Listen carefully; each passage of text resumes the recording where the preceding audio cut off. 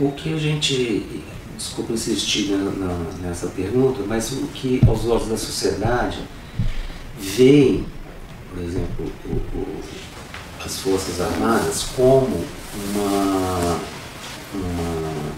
um segmento privilegiado em relação à sociedade.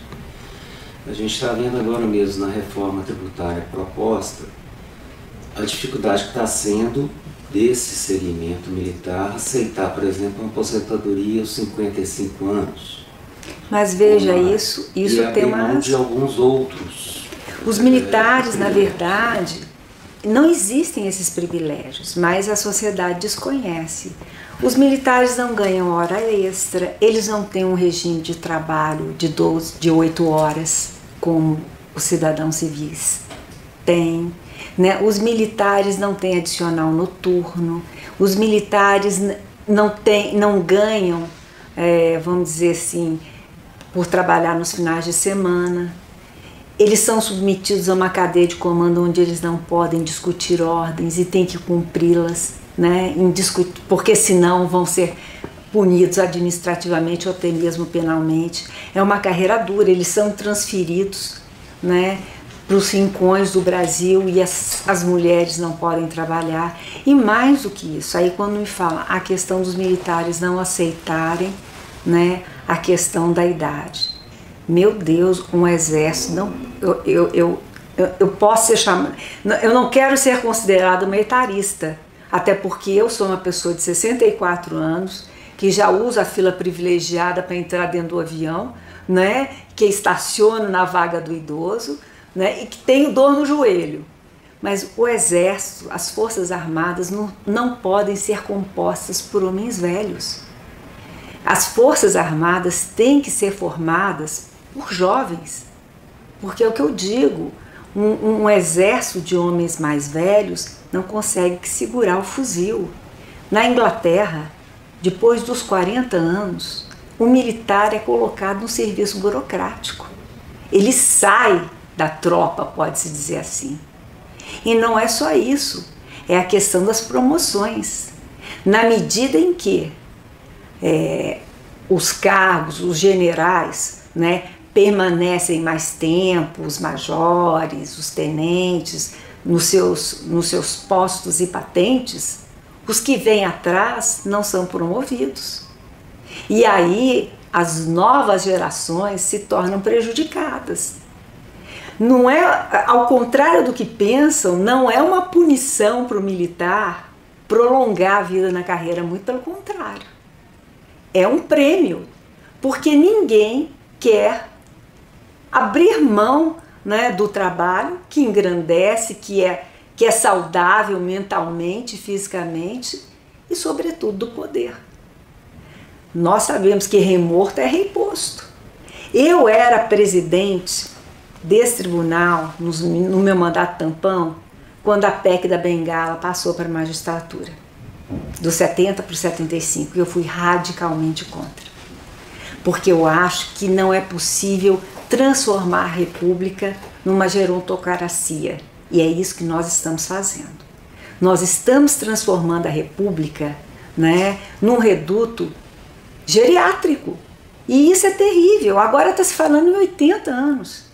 Quem é que quer sair do cargo? Eu gosto da minha atribuição. Hoje em dia, falando francamente, quem se aposenta perde dinheiro, porque no mínimo vai ter que começar a contribuir para a Previdência Social, e quem tem tempo de aposentadoria, como é o meu caso, e não se aposenta, não contribui. Então, e isso é um valor significativo, pelo menos para mim, que ganho o que está no contra-cheque, não ganho mais do que isso. E quem quer perder poder? Então, veja bem, é um equívoco pensar que elastizar as idades contribui para, vamos dizer, para o aperfeiçoamento do Estado. Não é. Nós estamos transformando o Brasil numa república, não é, numa gerontocracia. E isso é terrível, porque se as idades, né, se prolongaram, é claro que hoje uma pessoa de 60 anos, como eu, que tenho 64, né, me sinto ainda uma pessoa jovem e produtiva, eu reconheço, por outro lado, que as ideias envelhecem. Eu sou uma mulher do século passado. Eu sou uma mulher que tem dificuldade para lidar com a informática. Não é? Meu marido brinca que eu devia ser piloto de teste da Microsoft, porque se não der errado na minha mão, não der errado na mão de ninguém. Eu sou uma pessoa que gosta de ler livro em papel, porque eu gosto do cheiro do papel, eu gosto do físico, eu não me acostumei a lidar, não é, com um Kindle ou com um computador. E só recentemente eu comecei a digitar no computador, porque antes eu escrevia com caneta e papel. Então eu reconheço, não é, que eu tenho ideias e tenho visões que envelheceram, porque isso faz parte da minha geração, isso faz parte das minhas vivências, das minhas experiências, e eu não quero abrir mão delas. Não é? Isso na verdade compõe e forma a minha personalidade. Ora, é preciso deixar o jovem entrar, é preciso abrir a porta para ele.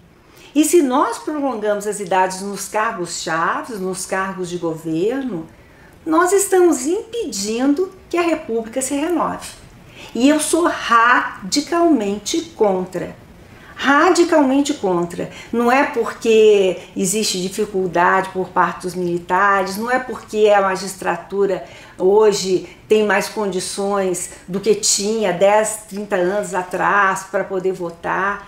Não é? Eu reconheço que uma pessoa de 80 anos, se tiver com a sua atividade cognitiva preservada, funciona muitíssimo bem, está no auge, no seu ápice intelectual, mas há que se abrir as portas para os que virão depois de nós, porque senão eles não terão oportunidades, as mesmas que nós tivemos. E isso não é justo com a juventude, isso não é justo com a sociedade, e isso não é justo com as instituições.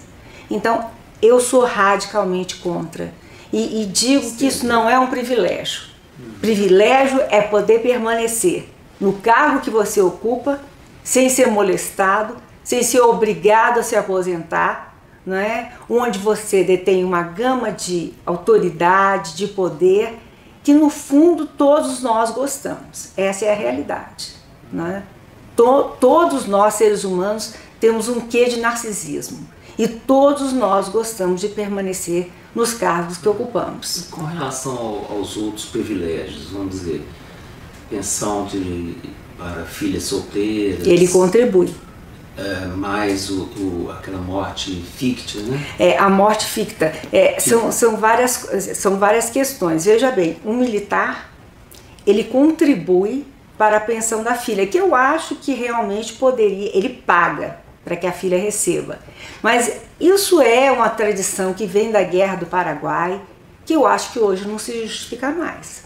Então eu acho realmente... E é só os jovens, a partir, acho que do governo Fernando Henrique, se eu não estou equivocada, essa pensão não é mais concedida. Não é mais concedida. Não é? E os que quiseram manter tiveram que contribuir.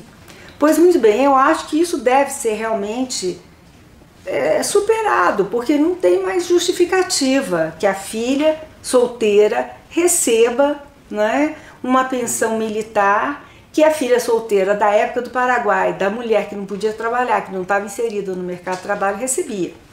É outra situação.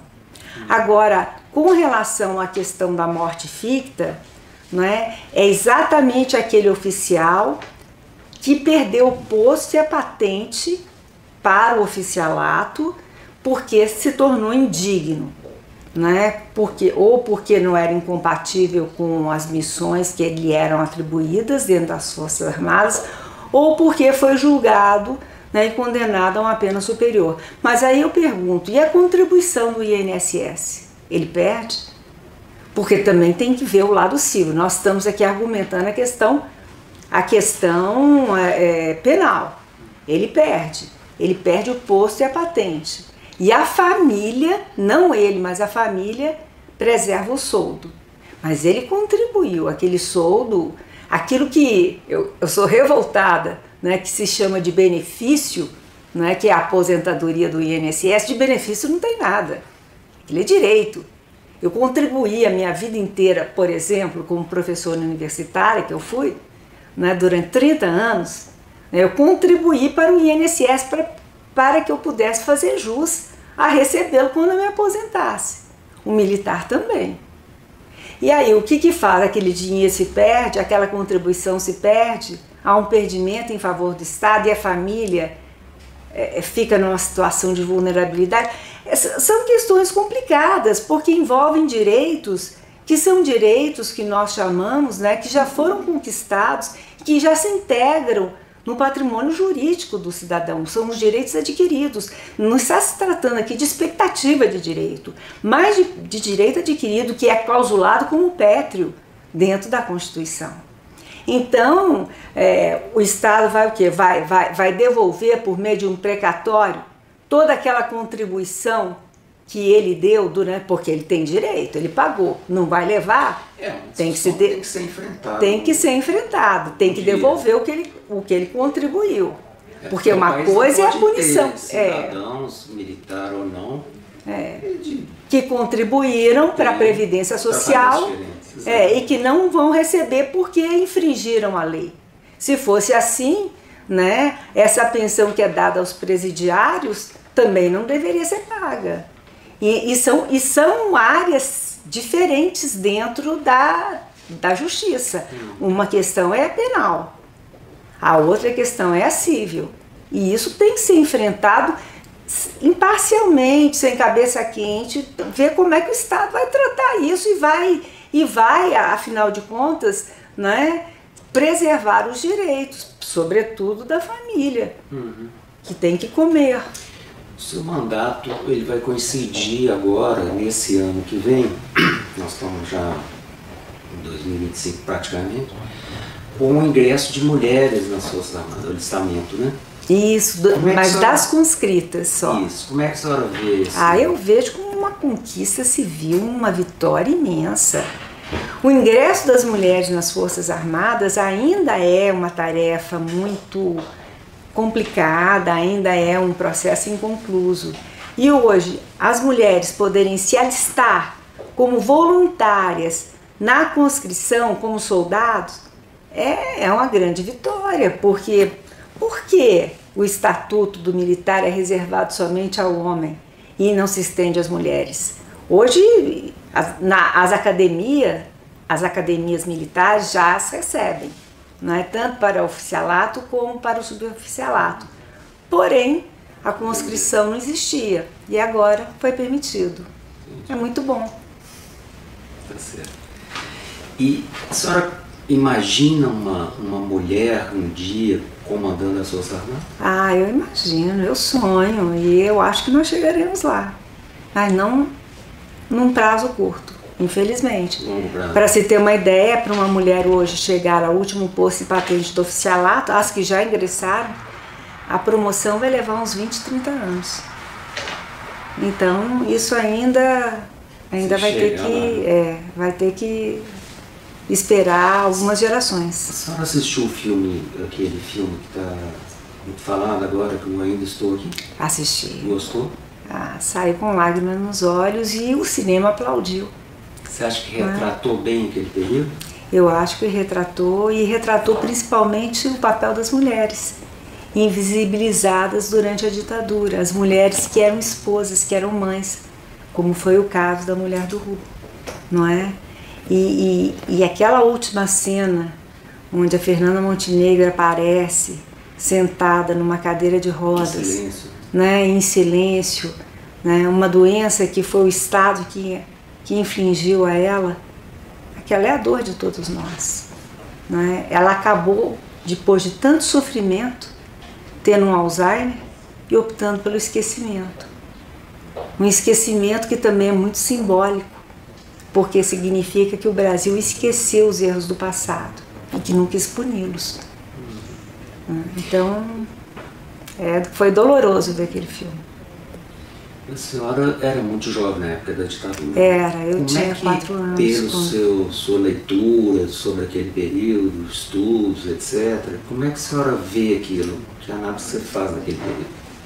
A análise é que foram momentos difíceis, momentos dolorosos, que o Brasil e a América Latina enfrentou, e que eu peço que nunca mais, e lutarei com todas as minhas forças nos cargos que eu ocupo, não é? Para que não se repitam.